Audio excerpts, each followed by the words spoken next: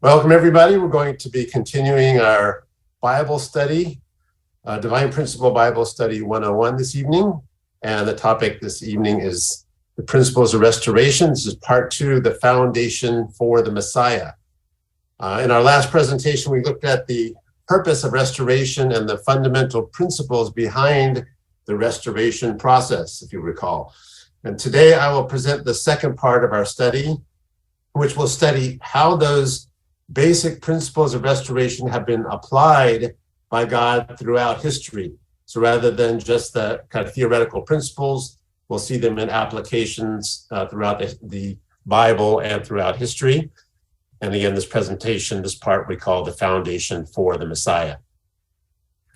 So according to the original order of God's creation, Adam should have stood as a true son of God in the object position to God. Lucifer, who was an angel in the position of a servant, should have stood in the object position to Adam, serving him as God's son and Lord of creation. So as you recall, as we studied the angels, even though we think of them because they're spiritual beings, we think of them often as being higher than us, but they are meant to serve us. And 1 Corinthians says, even we are meant to judge the angels. So Lucifer should have been in service to Adam, who was the son of God. As a result of the fall, however, Adam became separated from God and instead became an object to the archangel Lucifer. So Lucifer was in the subject position over him. And through Adam's lineage, Satan also came to dominate all of mankind. Since he dominated Adam and Adam and Eve came to have original sin, they passed it on to their children. 2 Corinthians 2:4 says, "The God of this age has blinded the minds of unbelievers so that they cannot see the light of the gospel that displays the glory of Christ, who is the image of God." So Satan has blinded people. Many people don't even know that God exists, but he has become the God of this fallen world. So as we discussed in part 1, fallen human beings need to fulfill their own portion of responsibility to establish a foundation for the Messiah to come. The foundation for the Messiah is laid when we establish the foundation of substance on the basis of the foundation of faith. When Jesus was asked which was the greatest commandment, he answered in Mark 12:30, "The first of all the commandments is, you shall love the Lord your God with all your heart, with all your soul, and with all your mind, and with all your strength." So this has to do with our individual vertical relationship with God. First of all, God is looking for someone who can love him absolutely and be obedient to him, symbolically restoring Adam's failure. So to restore the foundation of faith, first, there must be a central figure representing the Adam position. This represents the vertical relationship between man and God. Second, you need an object for the condition which must be offered. So originally, what was Adam supposed to do? His object, or what he needed to offer, was adherence to God's commandment. So that was the original commandment. So in restoration, people have to demonstrate their faith through some kind of object for the condition. And third, a numerical period of indemnity must be completed. And this represents the growing period, the period of time during which Adam was to keep the commandment not to eat the fruit. So again, there's a time period involved in which this offering is made. So God exists upon his principle, which has a numerical aspect with human beings at its center, who are also created based on numerical principles. Thus, the first human ancestors were to become complete by passing through a growing period characterized by certain numbers, thus laying the foundation of faith. So remember, Adam and Eve had to keep the commandment, not just for 1 minute, but throughout their lives until they reached maturity. So there's a growing period.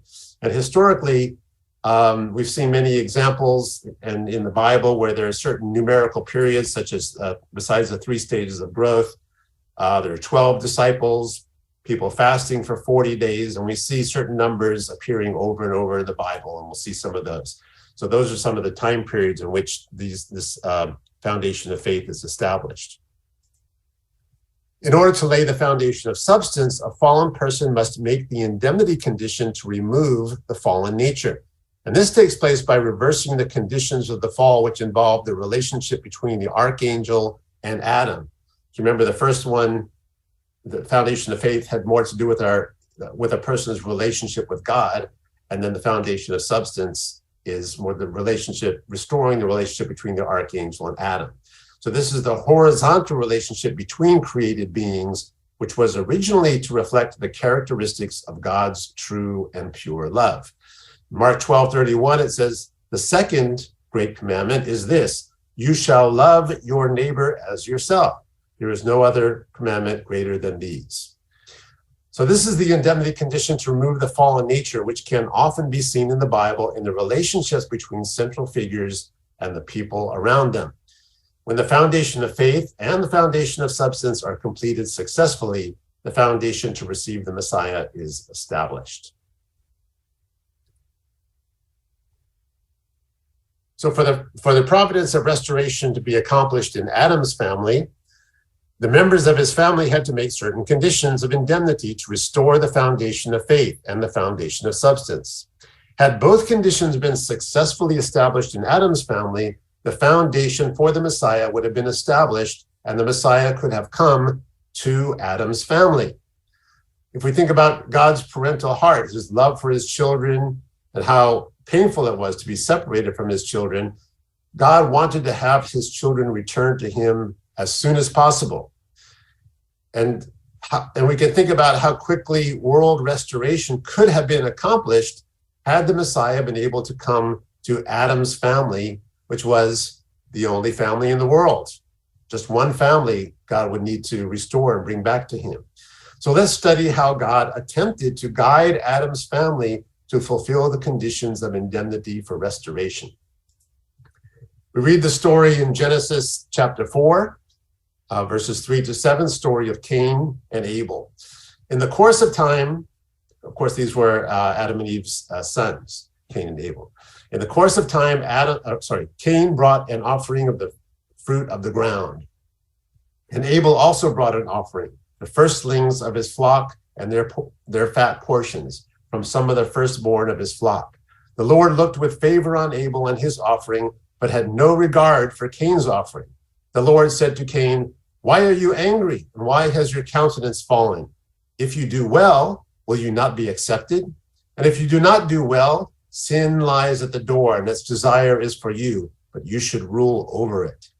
So God was able to accept Abel's offering of faith, but then God, even though he could not accept Cain's offering right away, he guided him, telling him he would be accepted if he would do well. So what does that mean? What does it mean for Cain to do well in this case? So exactly how is the foundation of faith to be established in Adam's family?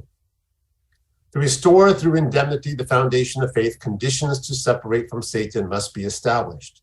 To separate from Satan, people must set up an object for the condition, substituting for God's word, which was violated in the garden. This object is a sacrificial offering. So to restore the foundation of faith, there must be a central figure. Yet nowhere in the biblical record do we find Adam offering a sacrifice. Instead, his sons Cain and Abel offered them. What was the reason for this? Since Adam fell, God could no longer relate to Adam as he did before Adam fell. So God had already, Adam was his son, so God had already given Adam the opportunity to establish the foundation of faith, but he actually was he fell and totally broke God's heart and destroyed God's original ideal, in that first family, that first generation. So God symbolically divided Adam, who embodied both good and evil, through his two sons who represented good and evil. God set them in positions where each dealt with only one master, God or Satan, and had them offer sacrifices separately. So instead of being kind of in between, like Adam was kind of between God and Satan, through this process with the older son and the younger son, God symbolically divided them.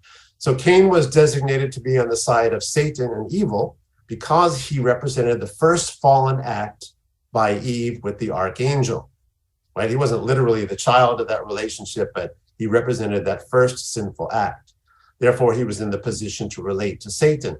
And Abel was designated to be on the side of God and goodness because he represented the second fallen act between Eve and Adam, who was to have been Eve's rightful husband. So although both acts of the fall were against God's principle, the second one was relatively closer to God's original plan. Therefore, Abel, who was the second son, was in a position to relate with God. Abel made the offering in a manner acceptable to God, while Cain's offering was rejected. And in this way, Abel successfully laid the foundation of faith. So although he was still a fallen person who had inherited original sin, Abel, as a man of faith and obedience to God, was in the position relatively closer to God compared to Cain. So you can imagine Abel's the younger brother and he feels God's love for him, right? He could feel God accepted his offering. But Cain, as he's the older brother, and he feels rejected. And he looks at his younger brother who was accepted by God.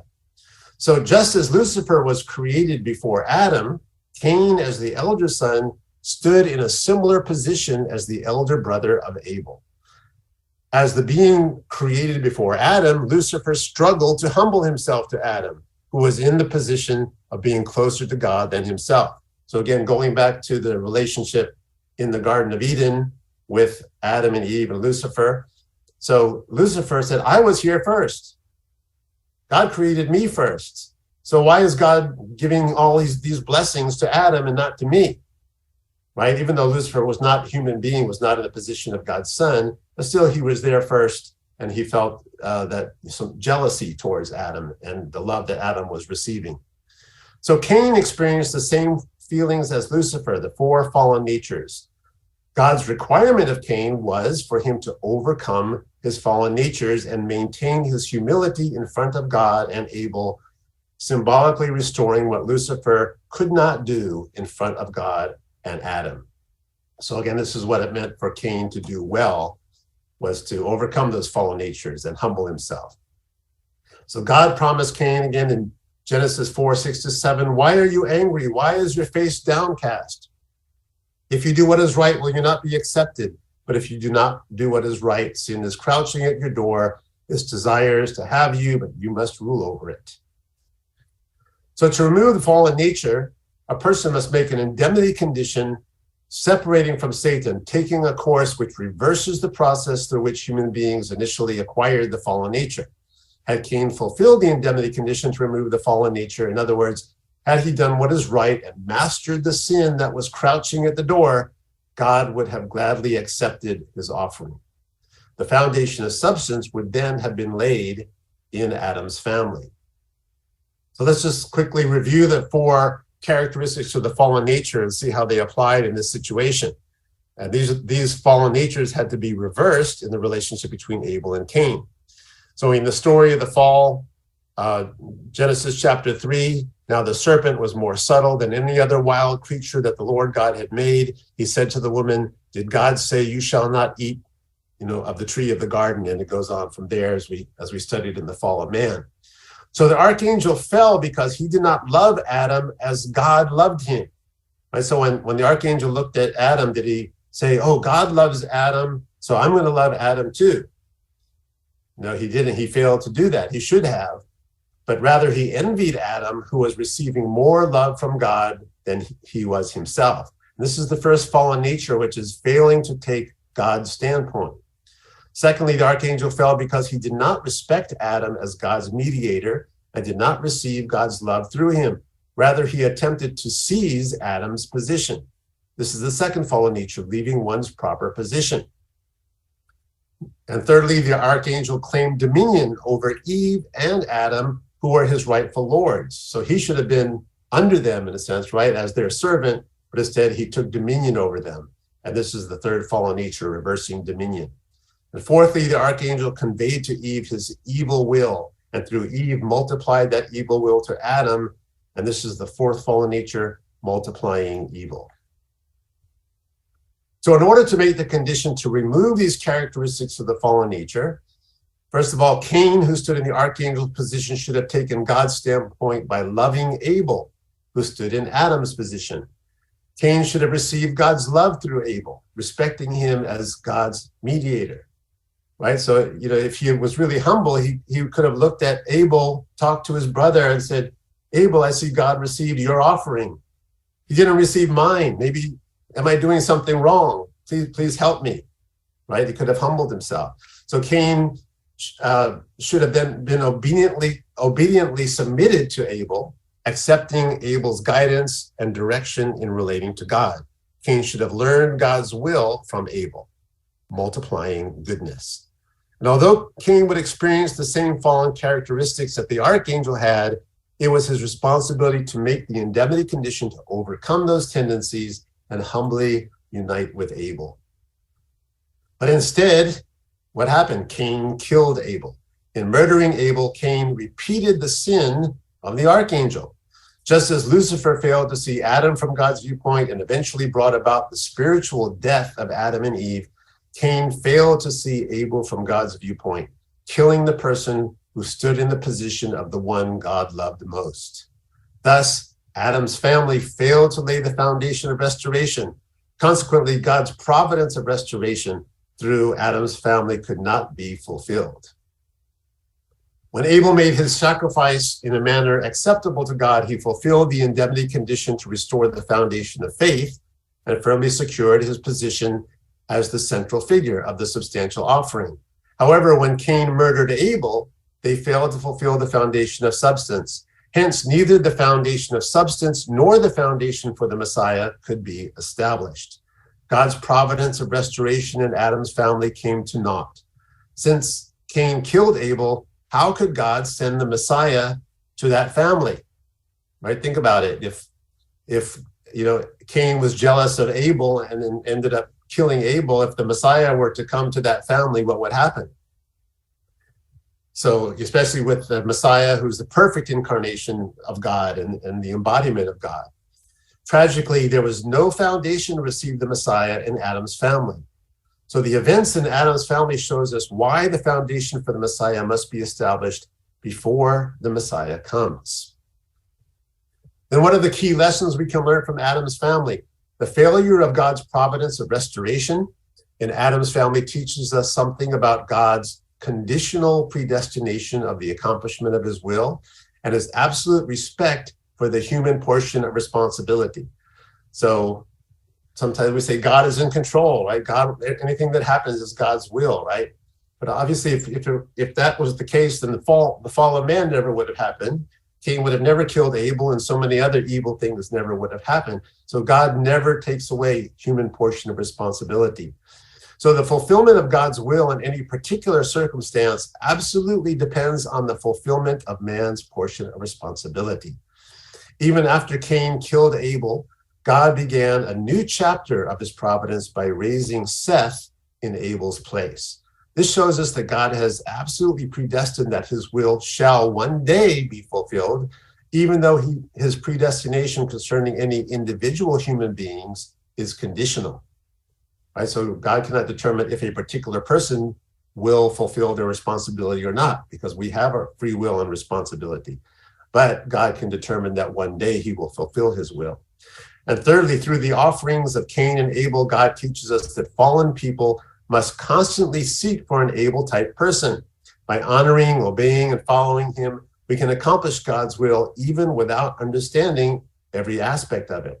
So, for example, the Israelites had Moses to follow. And of course, when Jesus came, his disciples could follow Jesus and learn and receive God's love through him. So now let's examine how God works his providence centering upon Noah's family, which is the next major providential family. So God has predestined absolutely the fulfillment of his purpose of creation, and his will remains unchangeable.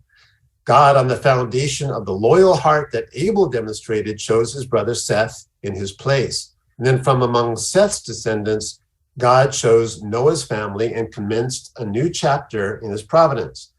Noah's family was chosen to restore through indemnity the foundation of faith and then the foundation of substance. They were to restore through indemnity the foundation for the Messiah, which Adam's family failed to achieve. So let's read from Genesis the story of Noah's family. The Lord saw that the wickedness of man was great in the earth, and that every imagination of the thoughts of his heart was only evil continually. And the Lord was sorry that he had made man on the earth, and it grieved him to his heart.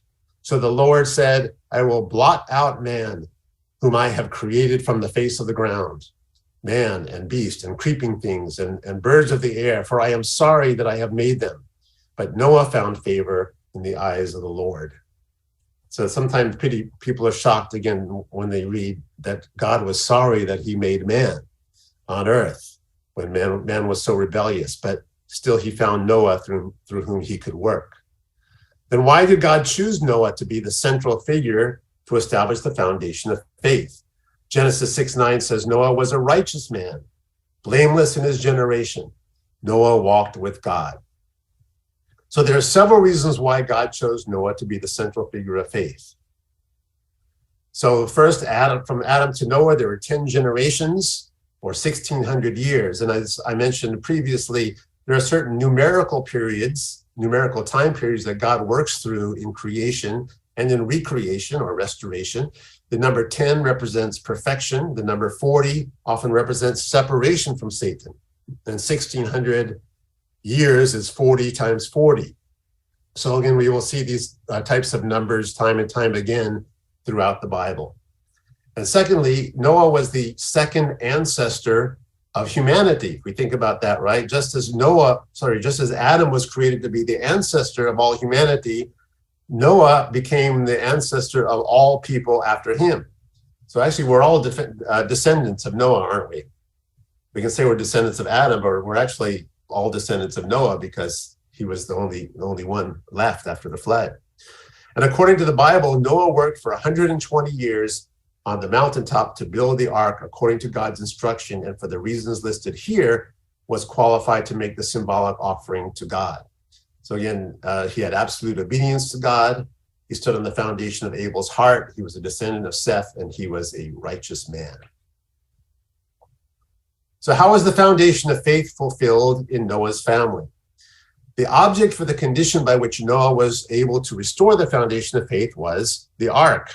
He had to build the ark. It was the indemnity condition for the restoration of the cosmos, which had been lost to Satan due to Adam's fall, and signified the new cosmos. So the whole cosmos was taken over by Satan, right? Satan became the god of this world. And then so God brought about this ark and to make a new start centering on Noah. So there was a family of human beings, Noah's family, and pairs of every type of animal also on the ark. After the ark was completed, God judged the world with the flood for 40 days, the numerical time period of indemnity representing separation from Satan. God's purpose was to eliminate sinful humanity in order to raise up a family who would relate only to him. And through the 40-day flood judgment, Noah's family offered the ark in a manner acceptable to God and restored through indemnity the foundation of faith. So we can see that Noah himself was the central figure who successfully established the foundation of faith, symbolically restoring Adam's lack of faith in God. Again, how much faith did it take for Noah to work all that time to build an ark without a drop of water coming from the sky? So how is the foundation of substance meant to be fulfilled in Noah's family? Noah's sons, Shem and Ham, were to have stood in the positions of Cain and Abel, respectively. Had they then succeeded in the substantial offering by fulfilling the indemnity condition to remove the fallen nature, they would have laid the foundation of substance. For Noah's family to make a successful substantial offering, Ham, Noah's second son and central figure of the substantial offering, was to restore the position of Abel. For Ham to stand in the position of Abel, he had to become inseparably one in heart with his father Noah, who had made the symbolic offering of faith. Was the foundation of substance successfully accomplished? Let's read what happens next. So Noah, a man of the soil, proceeded to plant a vineyard. When he drank some of its wine, he became drunk and lay uncovered inside his tent. Ham, the father of Canaan, saw his father naked and told his two brothers outside. But Shem and Japheth took a garment and laid it across their shoulders. Then they walked in backwards, covered their father's naked body. Their faces were turned the other way so that they would not see their father naked. When Noah awoke from his wine and found out what his youngest son had done, his youngest son being Ham, he said, "Cursed be Canaan, a slave of slaves shall he be to his brothers." Remember, Canaan was a child of Ham. He also said, blessed by the Lord, my God, be Shem, and let Canaan be his slave.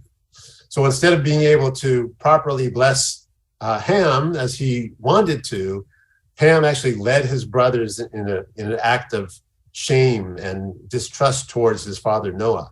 And Noah gave his blessing to Shem instead, but this was not the proper way for the foundation of substance to be fulfilled. So standing in the able position, Ham should have kept God's viewpoint, maintaining a pure heart of trust in his father, who had shown incredible faith in God and saved their family.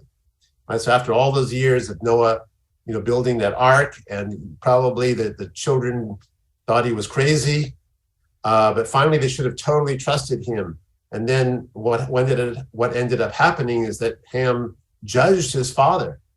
He said, "What is my father doing? He drank some wine and now he's laying there naked." And then he multiplied that negativity to his brothers. He left his position as a faithful son, again, judging his father, reversing dominion, multiplied his faithless attitude by causing his brothers to cover Noah as if Noah had committed some sin. When Ham felt ashamed of his father's nakedness, an act that resembled Adam and Eve's covering their lower parts and hiding, he made a condition for Satan to enter. Hence, his feeling and act constituted a sin. Right? Did Noah commit some terrible sin by drinking a little wine and taking a nap? And even though he was naked, there was no shame. It should have been no shame involved. But Ham allowed his fallen nature to take over. So consequently, Ham could not restore through indemnity the position of Abel from which to make the substantial offering. Since Ham did not successfully make the substantial offering to establish the foundation of substance, the providence of restoration in Noah's family ended in failure. And certainly God did not bring about the flood and the destruction of the earth in order for Noah's family to fail. God wanted them to succeed and to receive all the blessings he had prepared for them. However, God could not interfere with their portion of responsibility. God's ultimate victory does not depend on any one individual, family, or nation, even though Noah's family failed. But his ultimate victory is still guaranteed. One way or the other, God will continue until his victory is accomplished completely.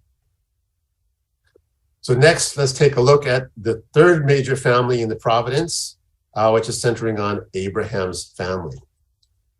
So in Genesis chapter 12, God tells Abraham, "I will make you into a great nation. I will bless you. I will make your name great, and you will be a blessing. I will bless those who bless you, and whoever curses you, I will curse. And all peoples on earth will be blessed through you." In the providence of restoration, in Abraham's family, the central person to restore the foundation of faith was Abraham himself. Abraham was to restore through indemnity all the conditions which were given to Noah to fulfill, but which were lost to Satan due to Ham's sin. So again, Abraham's in a position to restore Noah's failure.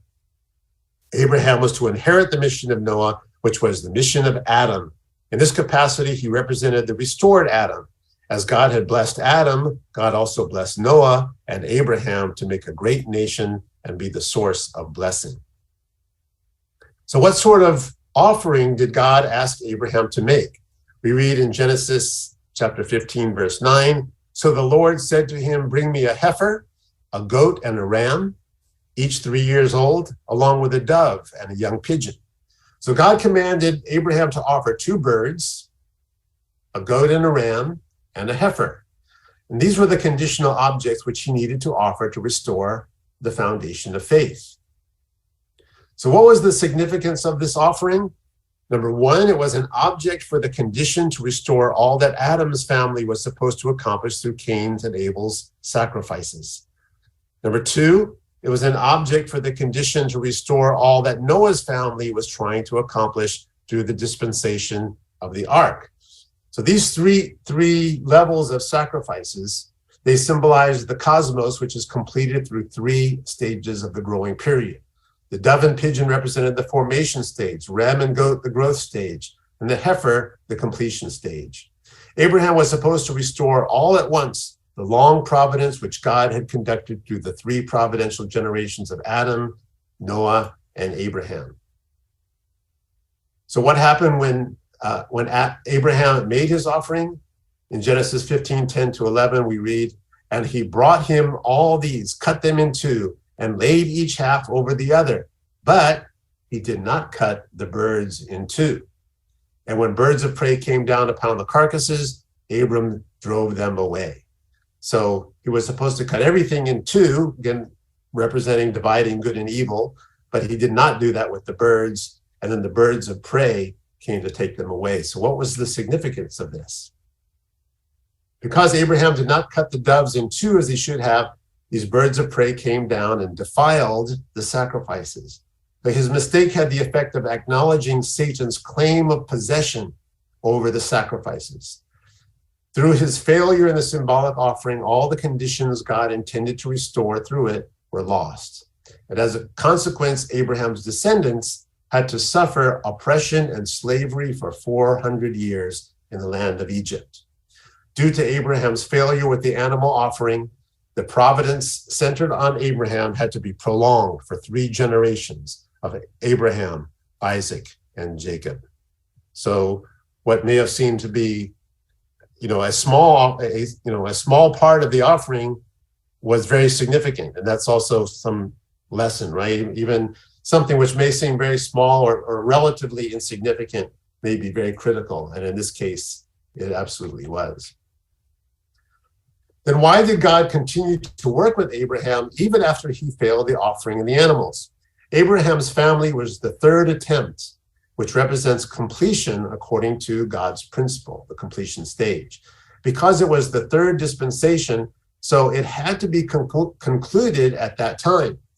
Even though Abraham failed in his first offering, God could raise him up and give him another chance through a condition of greater indemnity to make another offering based on the accumulated merit of Abel and Noah's faithful hearts. So again, we studied about the 3 types of indemnity, right? Lesser, equal, and greater. So this is an example of greater indemnity. God then commanded him to sacrifice his son, Isaac, as a burnt offering. So in this way, God began a new dispensation for the purpose of restoring through indemnity Abraham's failure. So without putting Abraham in a situation where he would have to make a much greater sacrifice or greater indemnity condition, God could not work through Abraham or his family.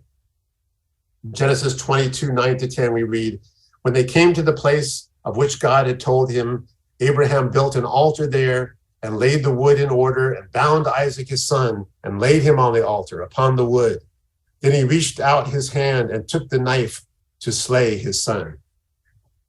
So it's difficult to imagine the struggle Abraham must have gone through to trust God by offering his son Isaac.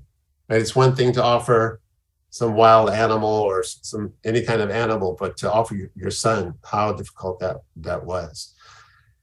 Nevertheless, Abraham's faith was strong and he totally surrendered himself to God's direction, even though he probably didn't even understand all the reasons why he had to do this.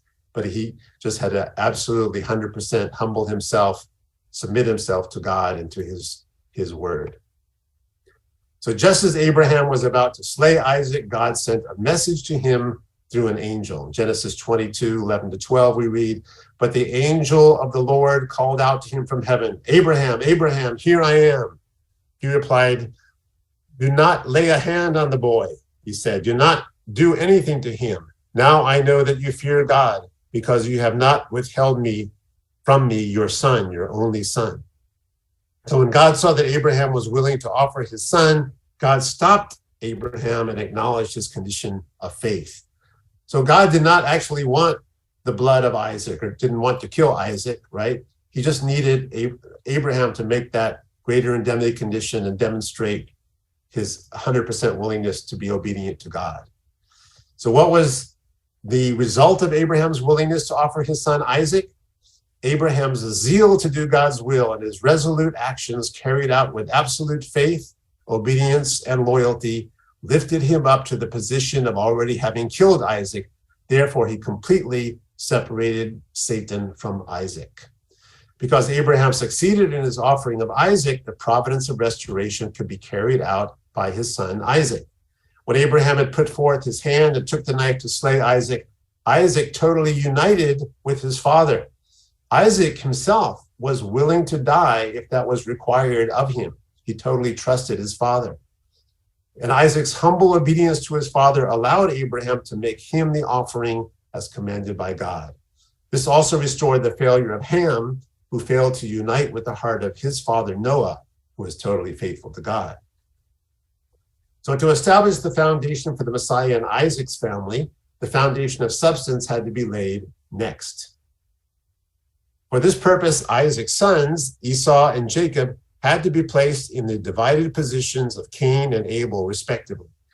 By making this substantial offering, they were responsible to fulfill the indemnity condition to remove the fallen nature and lay the foundation of substance. Esau, the elder brother, had to love his younger brother Jacob, seeing him from God's viewpoint and overcoming his fallen nature. So Esau would have to restore Cain's failure to humble himself and to love his younger brother Jacob. So traditionally, the birthright, which was the right of inheritance and privilege, was given to the elder son in the family. Esau was Jacob's older brother and therefore expected to receive the birthright. In Genesis 25, 29 to 33, we read the story of Esau selling his own birthright to Jacob for a bowl of stew. It says, once when Jacob was boiling pottage, Esau came in from the field and he was famished. And Esau said to Jacob, "Let me eat some of that red pottage, for I am famished." Jacob said, "First, sell me your birthright." Esau said, "I'm about to die. Of what use is this birthright to me?"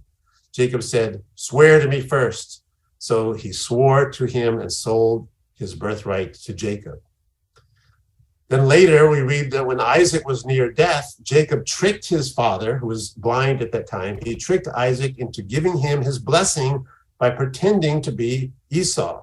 And in this way, Jacob received the promise of the birthright from Esau, as well as the blessing of his father. So without understanding this dynamic of restoration, like Cain-Abel restoration, it'd be very hard to understand why God could bless Jacob when he went through these things, taking this blessing and birthright from his older brother. So before Esau and Jacob could make the substantial offering, Jacob first had to fulfill the indemnity condition to restore the position of Abel. How did he accomplish this? First, in the fight to restore the birthright of the eldest son on the individual level, Jacob cleverly obtained it from Esau in exchange for some bread and a pottage of lentils. Second, because Esau wanted to kill Jacob for taking the birthright and blessing, Jacob went to work for his uncle Laban in Haran, which represented the satanic world. After suffering through 21 years of drudgery, he restored the birthright by gaining family and wealth as his due inheritance. Third, Jacob triumphed in wrestling with an angel at the ford of Jabbok while returning home, thereby restoring dominion over the angel. In this way, Jacob restored through indemnity the position of Abel. So based on the successful foundation of faith established by Jacob, the foundation of substance needed to be established in order for the foundation for the Messiah to be completed.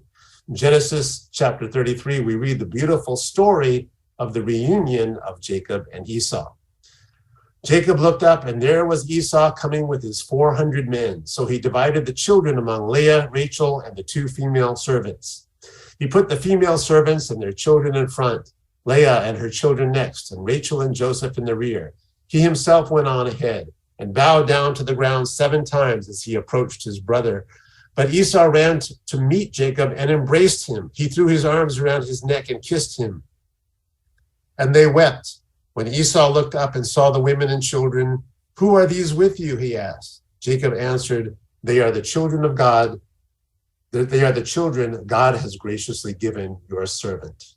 So Jacob called himself the servant of his older brother, really winning his heart. So then the female servants and their children approached and bowed down. Next, Leah and her children came and bowed down. Last of all came Joseph and Rachel, and they all bowed down too. Esau asked, "What's the meaning of all these flocks and herds I met?" "To find favor in your eyes, my lord," he said. But Esau said, "I already have plenty, my brother. Keep what you have for yourself." "No, please," said Jacob. "If I have found favor in your eyes, accept this gift from me. For to see your face is like seeing the face of God, now that you have received me favorably. Please accept the present that was brought to you, for God has been gracious to me, and I have all I need." And because Jacob insisted, Esau accepted it. In order to ease the anger of the older brother whose birthright and blessing had been taken, Jacob also had to humble himself to his older brother by showing unconditional love toward him. When Esau opened his arms and affectionately welcomed Jacob as he returned to Canaan, they fulfilled the indemnity condition to remove the fallen nature. Jacob was able to bring Esau, who was in the king position, to surrender naturally through love. Their victory restored through indemnity horizontally in one family the long vertical course of history in which God had been working to restore the foundation of substance. So since the fall of man, God has always worked to guide human beings to establish the conditions to receive the Messiah, because he wants to bring his children home to him. There is always a center in God's providence, the able position representing the position of Adam. Those in the position of Cain or the position of the archangel must overcome their fallen nature to humble themselves to the able position, which represents God and Christ, who is the true Adam. The restoration of the Cain-Abel relationship between Jacob and Esau was the first time in history that this foundation could be established. So upon that foundation, the Messiah would come from Jacob's lineage. So again, this is the first time we've seen, as we have been going through these stories, where the foundation for the Messiah was successfully accomplished. So at last, this foundation for the Messiah was established in Isaac's family. However, by Abraham's time, fallen people had already built up satanic nations, which could easily overpower Abraham's family. And this is different from the time of Adam and the time of Noah, when God would have only needed to restore one family and one lineage. In the time of Abraham's family, the Messiah could not have safely come on just a family-level foundation. A foundation of a sovereign nation was needed to cope with the nations of the satanic world. Hence, Jacob's family entered Egypt, centering on Joseph, who had been sold into slavery by his brothers. Yet Joseph rose to the position of the governor of Egypt, the Pharaoh's right-hand man. And the Jewish people went through the 400 years of indemnity course in order to build a national foundation for the Messiah. So there, Jacob's family, through his descendants, while they were in Egypt and paying that 400 years of indemnity, they could expand to many, many people, right? And so that then they would be able to, God would be able to lead them later to establish a nation. So before Moses led the Israelites out of Egypt, God spoke to him. In Exodus 3:6, we read, "Then he said, I am the God of your father, the God of Abraham, the God of Isaac, and the God of Jacob." At this, Moses hid his face because he was afraid to look at God.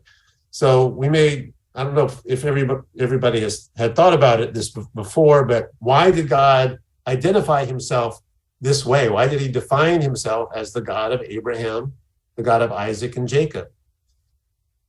So he did this because he was showing the providential significance of the victory achieved in this family.